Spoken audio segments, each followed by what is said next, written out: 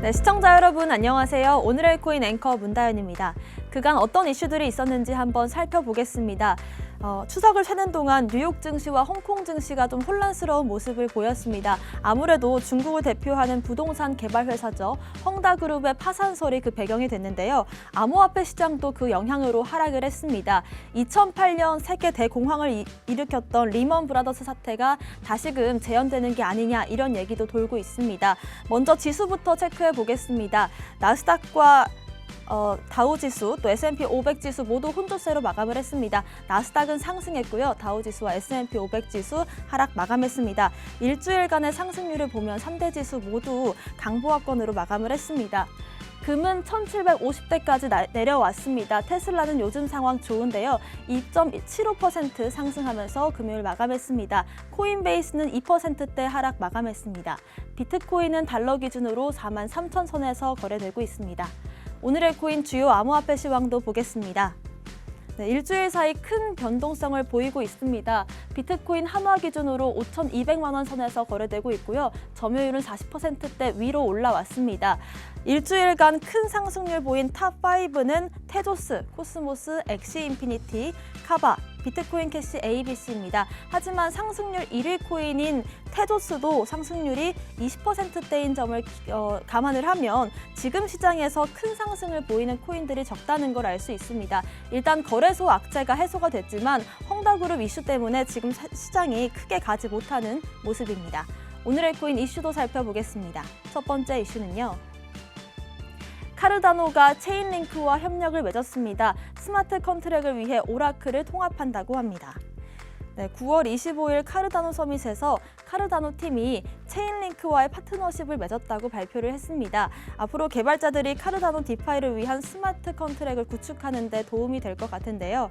체인링크의 이 오라클 네트워크는 블록체인 네트워크의 데이터들을 공급하고 스마트 컨트랙이 선거 결과, 스포츠 통계, 또 날씨, 암호화폐 환율 등과 연동되도록 하게 됩니다. 체인링크 오라클은 모든 분산원장 기술, DLT에서 하이브리드 스마트 컨트랙을 실행할 수 있도록 도와주는데요. 현재 체인링크의 디파이 앱이나 게임 앱, 또 보험 같은 이 플랫폼에서 수십억 달러를 확보하고 있습니다. 이런 오라클을 통합하면 개발팀은 이제 체인링크에서 제공하는 기관급 데이터들을 스마트 컨트랙에 제공할 수 있게 됩니다. 여러 제휴들을 통해서 NFT 같은 이 게임이나 디지털 수집품 영역에도 적용될 수 있을 것으로 보입니다. 사실 이렇게 체인링크에서 카르다노 블록체인에 대해 이 데이터를 제공한다는 점에서 체인링크 오라클이 카르다노의 발전된 스마트 컨트랙을 만들 수 있다 이런 기대감이 드는데요. 카르다노 스마트 컨트랙과 체인링크의 협력 기대해 보겠습니다. 두 번째 이슈 살펴보겠습니다. XRP 리플이 SEC 소송에서 패소하면 50% 하락할 것입니다. 하지만 승소하면 10배 급등할 것이다. 이런 전망이 나왔습니다. 골드만삭스 출신의 유명 매크로 투자자이자 리얼비전그룹 CEO인 라울 팔이 리플은 10배 상승 가능성이 있는 큰 위험 보상 비율을 갖고 있다면서 리플에 대한 낙관적인 의견을 피력했습니다. 리플이 규제기관 SEC와의 법적 싸움에서 질 경우에는 50%가량 하락할 수도 있지만 만약에 이긴다면 10배 이상 급등할 수 있고 베팅할 가치가 있다고 말을 한 건데요. 3개월에서 6개월 동안 50대 1의 위험 보상을 받을 수 있다고 말을 했습니다. 사실 아마 많은 분들께서 비슷한 생각을 하실 것 같습니다.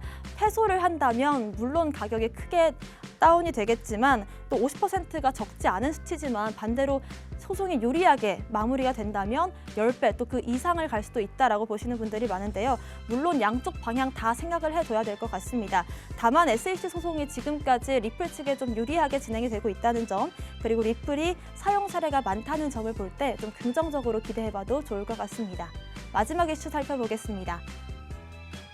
가상자산 사업자 42개가 정부 신고를 마쳤습니다. 원화 거래는 4개뿐입니다. 네, 특근법에 따라서 기존 암호화폐 사업자들의 정부 신고 기간이었던 24일, 총 42개 사업자가 신청 접수를 완료했습니다.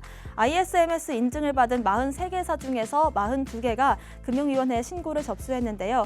이미 신고 수리를 받은 업비트 외 41곳이 이제 금융정보분석원 심사를 기다리고 있습니다.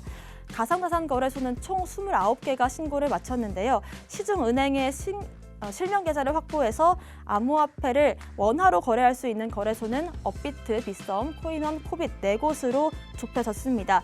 마지막까지 좀 실명 계좌 확보를 하지 않을까라고 기대를 모았던 고팍스와 또 후오비 코리아도 좀 좋지 않은 결과를 맞이했는데요. 사실상 나머지 거래소들이 당분간 코인 간 거래소만 운영한다는 점에서 사실상 국내 암호화폐 시장 경쟁이 좀 둔화되는 게 아닌가, 그리고 시장이 좀 축소되는 게 아닌가 이런 우려가 드는 게 사실입니다. 또 암호화폐 국내 산업이 이대로 경쟁력을 잃지 않고 축소되지 않도록 좀 암호화폐 산업의 경쟁력 확보, 투자자를 보호할 수 있는 방안들이 빠르게 만들어졌으면 좋겠다, 이런 기대가 듭니다. 오늘의 코인 이슈까지 살펴봤습니다. 저는 잠시 후 다시 돌아오겠습니다. 오늘의 코인 가자!